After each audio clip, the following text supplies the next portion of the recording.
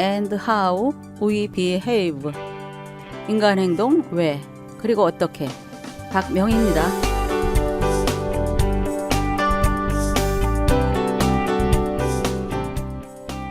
우리는 지금까지 여러 부류의 사람들에 대해 살펴보았습니다. 즉 의존의 가면, 포장된 인격의 가면, 자기 확신의 가면, 적대감과 공격의 가면, 수동적 공격의 가면, 강박성의 가면, 또 고립의 가면을 쓰고 살아가는 사람들에 대해 배웠는데, 그들이 당하는 어려움은 대부분 그들의 생활 양식과 관계가 되어 있죠. 즉 부모가 자녀를 잘못 양육할 때 자녀들은 이런 그릇된 생활 양식을 만들어내는데, 성인들이 자아중심적 생활을 하고 다른 사람을 착취하고 어린이와 청소년을 학대하고 폭력을 행하며 인간으로서 마땅히 져야 할 짐을 지지 않고 무책임하게 살아갈 때 어린아이와 청소년에게서 이러한 문제가 일어나는 것이죠. 이러한 인격 장애자들을 치료하는 데는 개인이나 소그룹 혹은 한 공동체의 가르침과 상담, 심리요법, 또 윤리적 의사결정에 대한 훈련들이 주로 사용되는데, 특별한 경우에만 정신의학적 약물을 선택적으로 사용합니다. 우리는 크리스천으로서 이러한 장애로 고통당하는 사람들을 성숙시키고 윤리적인 삶을 살도록 지도하고자 노력하죠. 인격장애로 고통당하는 사람들을 보면서 우리는 뼈아픈 마음으로 오늘날 교회의 사역에 대해 재평가를 내려야 합니다. 일반적으로 기독교 교육에서도 이와 같은 인격 형성 과정에 대해서는 별로 중요하게 생각하지 않고 지내왔죠. 또한 인격 장애자들은 크리스천이 된 후에 체험적 신앙을 통해 인격 장애를 치료받고 변화되기보다는 이러한 인격 장애가 종교적 행위에도 그대로 나타나고 있는 것입니다. 간단히 말해서 크리스천이 되어서도 옛 생활 양식이 그대로 지속된다는 것이죠. 이러한 사람들을 치료하고자 하는 세상의 많은 학문뿐만 아니라 수없이 많이 이루어지고 있는 기독교 교육도 이들을 제대로 치료하지 못했는데, 우리에게는 그들 한 사람 한 사람의 문제를 직면하고 고치는 능력이 부족했고 그들을 변화시키고자 하는 마음도 부족했으며, 아무 문제가 없어 보이는 가운데서 무엇이 문제인지 분별해내는 지혜도 부족했던 것이죠. 그리고 한 사람 한 사람을 보살필 수 있는 시스템과 전문 인력이 부족하고 그냥 대중을 다룰 수밖에 없는 환경 속에서 그들을 치료할 수 없었던 것이죠. 이런 인격장애자들을 살펴보면 근본적으로 우리의 문화에 문제가 있다는 것을 느끼게 되는데, 우리 사회는 경쟁 사회이고 또 이 경쟁에서 낙오되면 생존할 수가 없죠. 사람들은 이런 사회에서 살아남고 무엇인가 성취하기 위해서는 어떤 인격장애는 우리에게 필요한 것이고 본받아야 한다고까지 생각하기도 하는데, 이러한 사회를 바라보면서 우리는 고뇌에 차게 되는 것이죠. 밀론이나 프롬, 호니, 프로이드, 설리반, 그리고 에릭슨 등을 포함해서 여러 의사들이 인격장애에 대한 깊은 이해를 가지고 책을 썼는데, 그들은 궁극적으로 이런 인격장애를 만들어내는 우리의 문화에 깊은 관심을 가졌죠. 카렌 호니는 이러한 문화에 대해 우리 시대의 병적 특성이라고 표현했습니다. 우리 시대는 인간의 영혼을 시험하는 시대인데, 지금부터 보게 되는 세 가지 부류의 사람들은 인간의 영혼이 어떻게 시험을 받는지, 즉 우리는 모두 양 같아서 길을 잃었고 모두 각자 자기의 길로 갔으며 하나님께서 우리 모두의 죄악을 그분께 담당시키셨다는 것을 상징적으로 보여줄 것입니다. 우리 주 예수 그리스도의 고난은 어떤 특정한 사람이나 또는 특별히 길 잃은 양과 같은 사람만을 위한 것이 아니고 그분의 구속은 우리 모두를 위한 것이죠. 이 세대에 속하여 길 잃은 양을 버려두고 의무를 다 감당하지 못한 우리 모두는 그분의 통렬한 자비에 몸을 맡겨야만 합니다.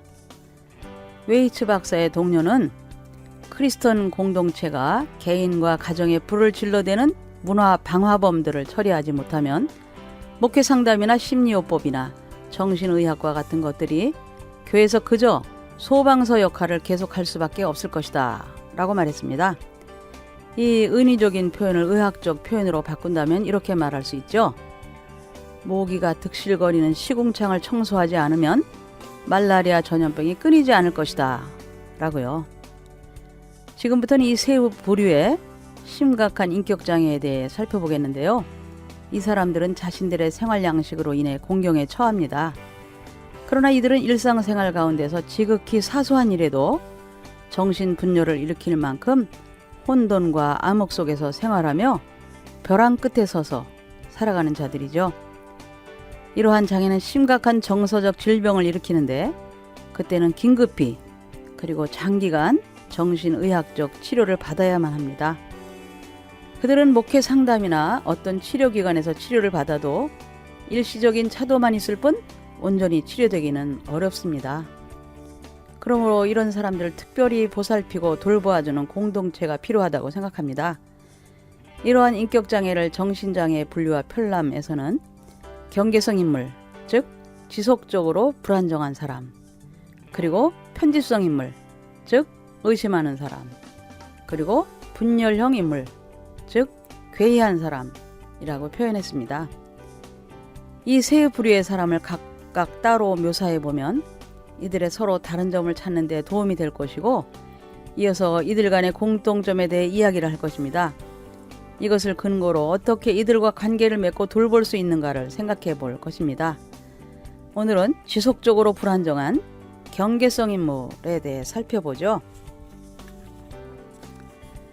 경계성 인물들을 주의 깊게 살펴보면 지속적으로 불안정한 사람이라는 것을 알게 되는데, 그들은 학교나 직장, 결혼이나 삶의 여러 분야에서 처음부터 잘못하여 실패로 끝내고도 또 그 일을 반복합니다. 가장 두드러진 점은 이들이 잠시 동안 정신병적 증세를 보이다가 다시 회복하기를 반복해서 한다는 것이죠.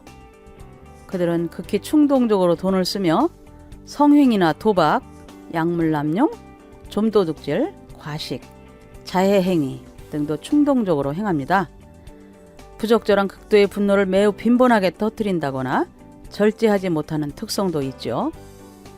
이보다 더 심각한 것은 그들 자신의 정체성에 대해 심한 혼란을 느끼는 것인데, 자신이 누구이며 어떤 사람이 되어야 하는지에 대해 혼란스러워합니다. 우울증에서 불안으로, 불안에서 분노로 기분이 수시로 변하는데, 이것은 수시간에서 수일 동안 지속되다가 어느 순간에가 다시 정상으로 되돌아옵니다.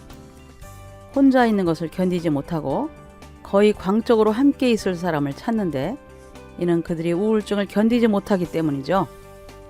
그들은 병적으로 공허하고 권태로움을 느낍니다. 이들은 교회나 학교에서 많은 사람들을 가까이 하는데 항상 불안정한 이 사람을 도우려는 사람이 2명에서 15명 또는 20명에 이르기도 합니다. 나중에 이들이 서로 알게 되어 함께 모일 때면 항상 이 사람에 대해, 그리고 최근에 그에게 일어났던 일, 즉 자해행위나 자살을 시도했던 것, 또 사고나 싸움들을 대화로 나누게 되는 거죠. 그들은 정체성과 존재 목적에 대해 혼란을 느끼는 것처럼 종교적인 사상에서도 하나님의 임재와 그분의 속성에 대해 혼란스러워합니다. 기도를 해도 공허하고 하나님도 그들 가까이 계신 것 같지 않다고 불평합니다. 혼자 있는 것이 두려워 교회에 참석하지만 그저 기계적으로 다니기 때문에 어떤 반응이나 표정도 없고 사고도 빈곤하죠. 교회 생활에서 찾는 의미는 단지 거기에 가면 사람들이 많이 있어서 혼자 있을 필요가 없다는 것인데, 그들은 혼자 있는 것을 굉장히 무서워합니다. 그들이 혼자 있게 되어 미칠 것 같으면 성도들 중 몇 사람을 계속해서 불러대는데, 그의 전화를 받은 사람이 3명에서 10명 함께 모이게 되고, 그가 자해, 예를 들어 자동차 사고를 내지는 않을까 또는 자살을 하지는 않을까 염려하여 병원에 입원시키려 하기도 하고, 아니면 누군가 그와 함께 있을 것을 부탁하기도 하는 거죠. 이들이 병원에 입원을 할 경우에는 3일에서 5일 사이에 완전히 정상을 회복합니다. 이런 모든 일을 당하는 주위 사람들은 그런 일을 몇 번 겪은 다음에는 점점 지쳐버리게 되는데, 우리는 이런 사람들을 지속적으로 돌아보고 도와주면서도 또한 그들의 지나친 요구를 어느 선에서 끊어야 하는지도 알아야 합니다. 이들을 돌보는 사람들은 그 기준을 알지 못해 곤혹스러워하는데, 이런 사람들을 돌아볼 때 어떻게 하면 예수 그리스도의 지혜와 자비를 나타내면서 또한 그들의 충동적인 기대에 실질적으로 제한을 둘 수 있을까요? 계속해서 답을 찾아가 보죠. 네, 오늘은 벼랑 끝에 선 사람들 중에 지속적으로 불안정한 경계성 인물에 대해 살펴보았는데요. 다음 시간에는 두 번째 유형인 의심하는 편집성 인물에 대해 살펴보겠습니다. 여러분, 다음 시간까지 안녕히 계세요.